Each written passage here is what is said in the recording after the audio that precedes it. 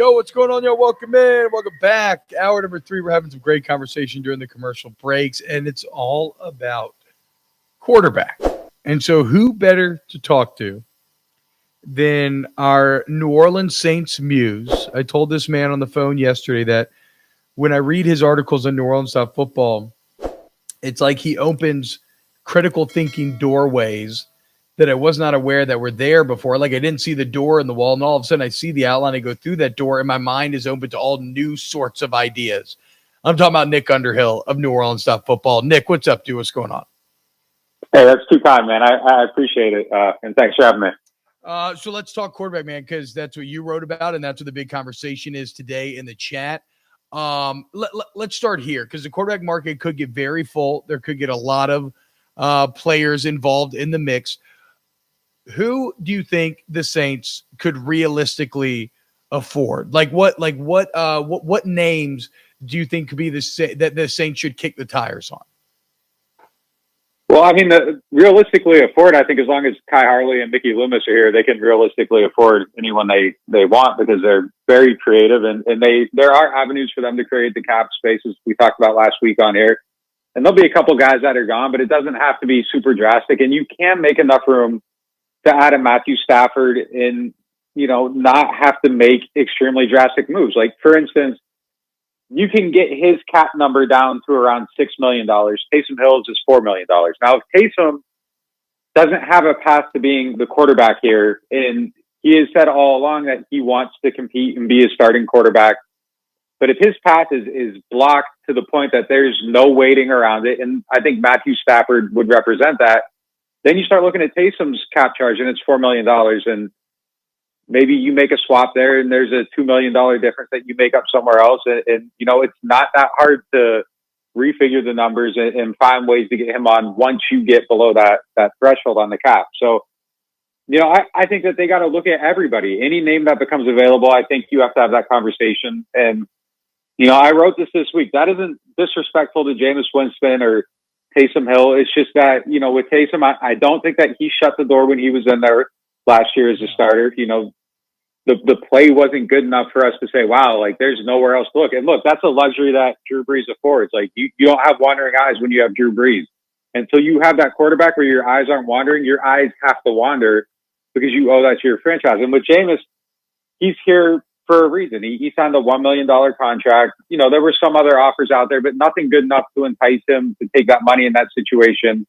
And that shows you how the league values him. And he's here to fix those flaws in the show that he can, not throw 30 interceptions and fumble 15 times a season.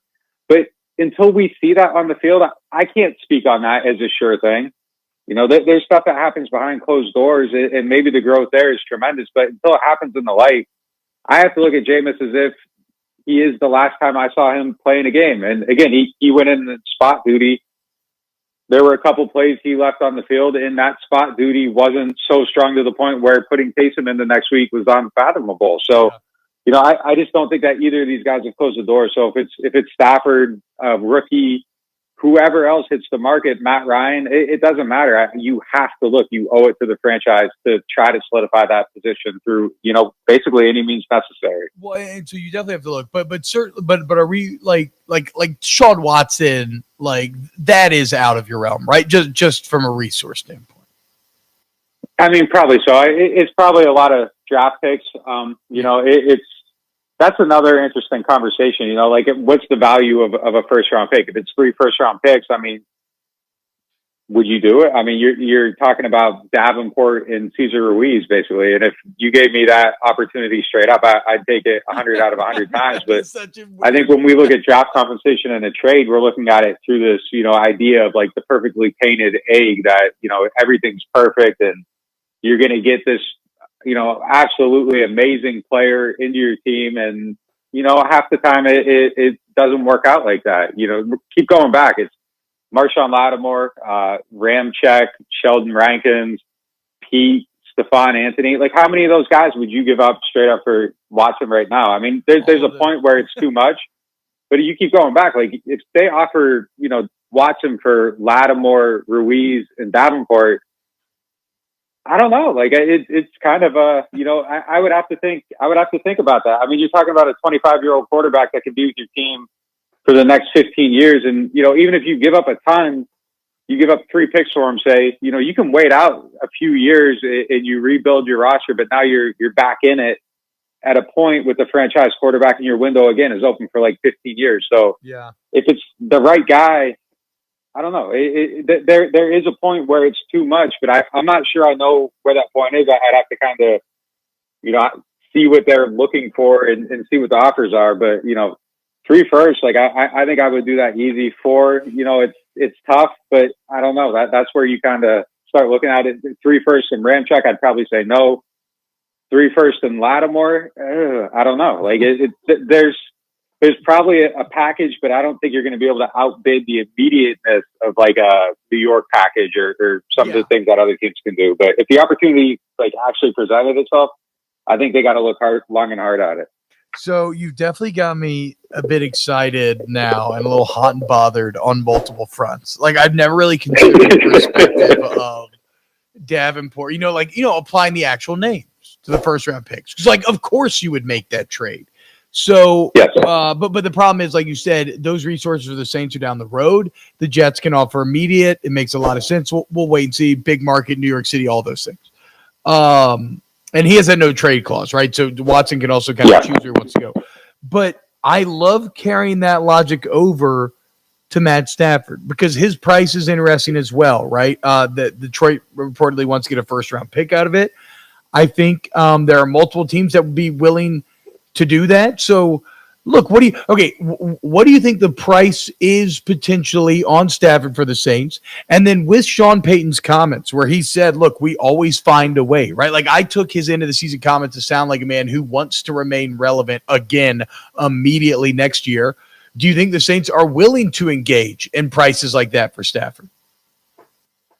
Yeah, I think it would probably take a little bit more than a first, just because I think some of the other teams that need a quarterback are going to be able to offer that first round pick, and their pick's going to be a little bit higher. Like if the Patriots are interested in Stafford, they got a better pick. And there's some other teams out there, so it might take a first and a sweetener. They are going to get 2 third-round picks this year, one for Teddy Bridgewater, one for Terry Fontenot, compensatory picks. So that gives them a little bit more capital if they want to package those things in and put it with the first and try to get Stafford. I think that might put you in the conversation. And I agree with you. The stuff with Sean, I don't see him laying down. I mean, he's a guy that when he comes up with a good red zone play, he's running it on the first series because he doesn't have the patience to hold it. He's not waiting until later in the game when he needs it. He's using it as quickly as he can. And he's just an aggressive person by nature. And look, I think there's probably going to be some resetting this year, and I think it's an advantageous time to do it, but I don't think it's going to be to the point where you're saying, you know what, we aren't going to try to win 10 games. Let's just shut this down and get better. No, I mean, their core is too good, and their moves in recent years, it just doesn't make sense. Like you aren't re-signing DeMario Davis, an older player, when you know that Drew Brees is going to retire. Like Brees' decision isn't a surprise to anyone. I think the fact that he came back last year was somewhat of a surprise. I think they were expecting him to leave, and we're starting to look around at other options, and then he decided to come back. So they were making these moves to sign, again, a guy like DeMario, an older player, knowing that Brees is going to be gone. And they made the move to sign Alvin, and they signed Mike to the big contract. Yeah. Like they're doing things to build an infrastructure to where somebody else can come in and succeed. And you might not be able to push the gas all the way down this year. You might have to let off a little bit just to make sure everybody's under the cap. But I just don't see a scenario where they're out in this, like, you listen to national people and they're talking about the Saints, like they're going to be in the middle of the street for everyone to, look at, laying down in Times Square or Canal Street or somewhere very public, and everybody's watching them bleed out. Like that's not going to happen. Like it's going to be a little bit, there might be a couple cuts, but it's not going to be this drastic thing, like where it's just like, oh, this is the end of the Saints. Like, I think they can keep the players there, get a quarterback. And look, if they keep this team together and Taysom Hill's the starter, like I would expect them to win 9 or 10 games. I think the roster's that good, and I think they can maintain a roster that good if they choose to do it. Again, it's a choice. Like they can choose to do something else, but if they choose to keep it together, I don't think it's that big of a stretch for them to, this team went 8-1 with backup quarterback. Yeah. they get just a competent quarterback and keep this team together, they can win 9-10 games, I think, pretty easily. Yeah, I think it's man, I think you've given me a lot to think about. And yeah, even with Taysom, like you said, they probably win 9 or 10. But Nick, you know who could run the Taysom Hill package even better than Taysom Hill? Deshaun Watson. Him in the Taysom Hill package. No, I mean, a guy can dream, right? Nick Underhill, thank you so much. At Nick_Underhill on Twitter. Basically reinforcing once again, look, do not listen to the national guys. Nobody is as locked in as New Orleans football. And this Saints team has a lot more flexibility, a lot more viability in all these quarterback conversations than a lot of national talking heads will have you think. Nick, thanks so much, man. We'll talk to you again next week. Yeah, take it easy. All right, when we get back here on OTBOT, we will wrap up a show like we've never done before. It looks like we did SWAT in the background. You probably heard Chewbacca, the dog, getting a little frisky. In the Underhill interview, let's wrap up the show next here on 104.5 ESPN.